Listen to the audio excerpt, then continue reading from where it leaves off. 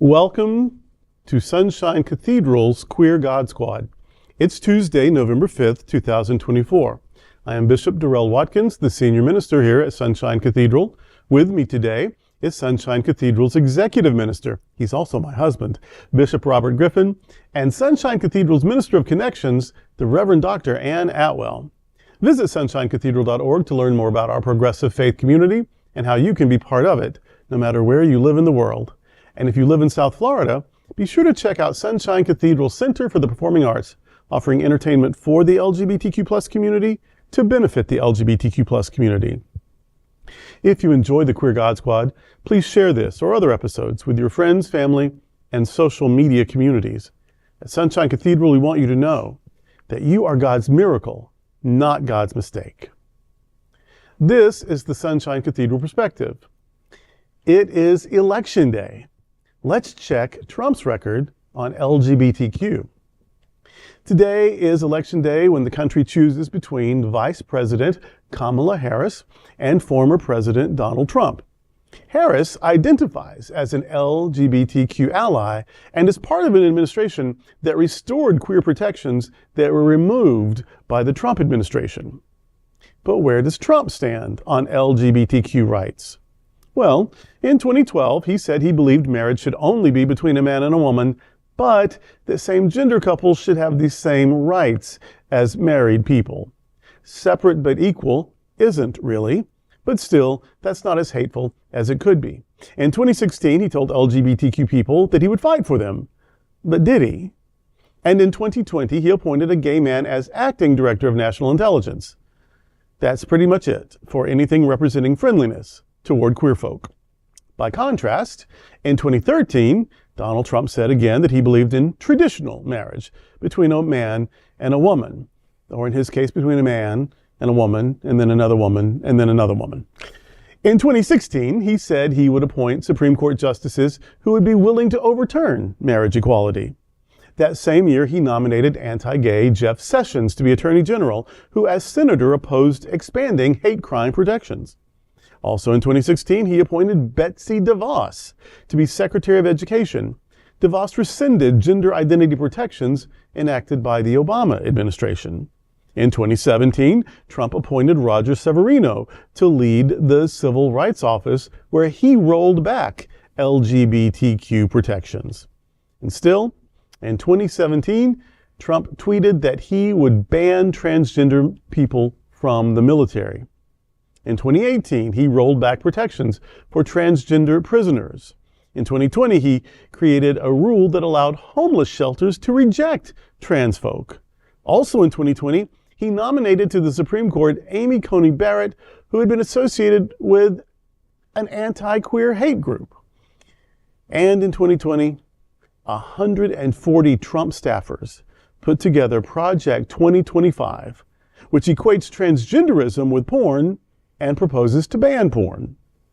The project also proposes eliminating terms such as equity, diversity, inclusion, gender awareness, gender sensitivity, reproductive health, reproductive rights, abortion, or sexual orientation from all federal regulations. In 2022, Trump praised Project 2025, and in 2024, he denied knowing anything about it. So, how would a second-term President Trump treat the LGBTQ community?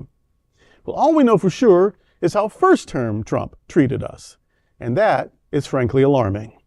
The Queer God Squad reminds you that if you haven't yet, please vote today. Well, that's all I've got. What have you two got to add? Actions speak far louder than words. He may say that he supports the LGBTQ community, and we have seen what he has done.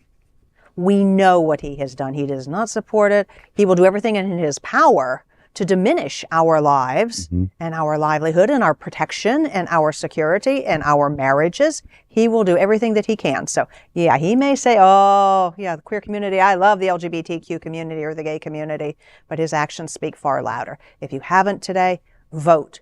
Please vote. Please vote.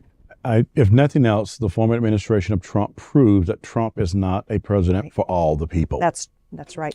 Certainly not the LGBT community. And so I think his record speaks for itself. And my vote spoke for itself. That's all I got to say about how I voted. But I'm just saying, the point I'm trying to make with this is that the whole administration, if not so many parts of his administration, was about rolling things back. How much can we roll back? How much can we roll back? And I don't even think that it was him we want to do it. It was about a vendetta against things that have been done to move the nation forward in a wonderful way that he wanted to roll back on. Not only with the LGBTQs, but also Roe versus Wade, voting rights in certain areas and redistricting. I mean, but when it comes down to our community, specifically the queer community, there is no love between me and him. There is a love-hate, and I was at a polling place the other day, and the sign read, if you're gay, it's okay to vote for Trump. And I thought, no. No. Just no. That is not any behavior I would want to willingly buy into and or even promote, that it is okay as a gay person, and I'll go forward and say, as a black person. We know where we've come from, and we ain't going back.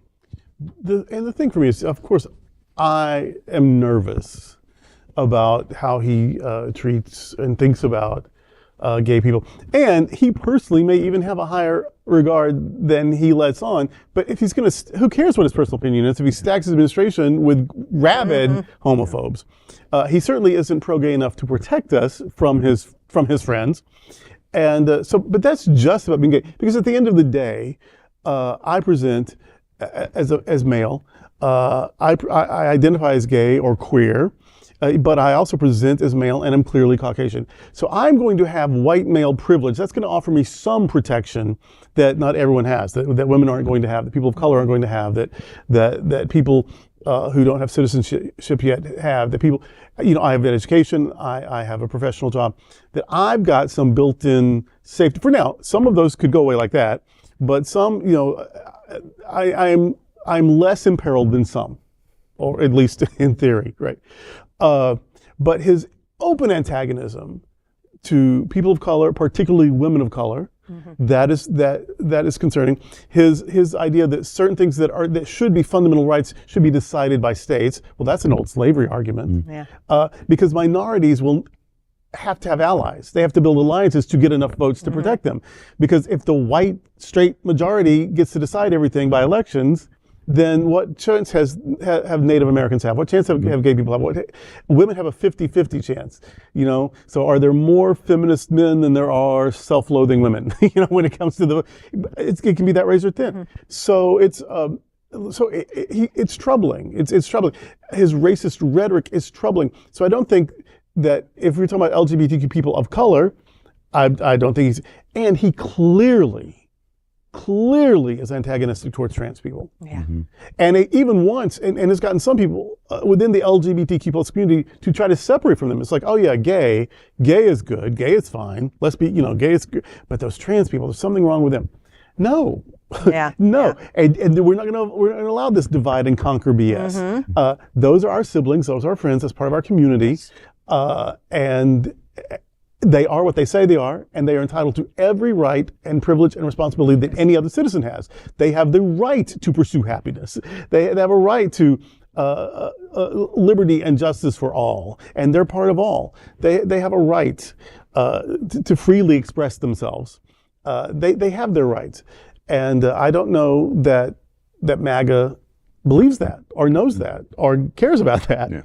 And so I don't think anyone who disagrees with them on any policy, anyone who isn't white or cis or really straight, I just don't think that they have any chance of having a fair shot of equality, of being equally protected and being offered equal opportunity.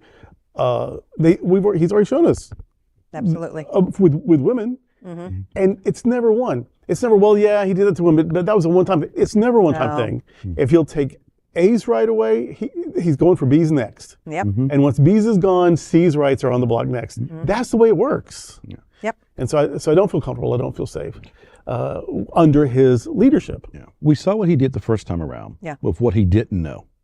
Yeah. I worry about the next time around with what he does know. I don't think he expected to win. And so he had to scramble together, put together administration. And he didn't know anybody, he didn't know anything. Now he knows who he knows. Knows He how the knows system people. works. He's got a plan. This Project 2025, it's a plan. He didn't have a plan before. So yeah, he's got all the ugly impulses, but now some organization and alliances that would make those ugly impulses much more dangerous and much more likely to be attempted. It's very concerning. I hope, even the ones that are appointed for strictly political reasons, I hope the judiciary is still a safety net, that the law is the law and can be used fairly. I hope the activists will remain active.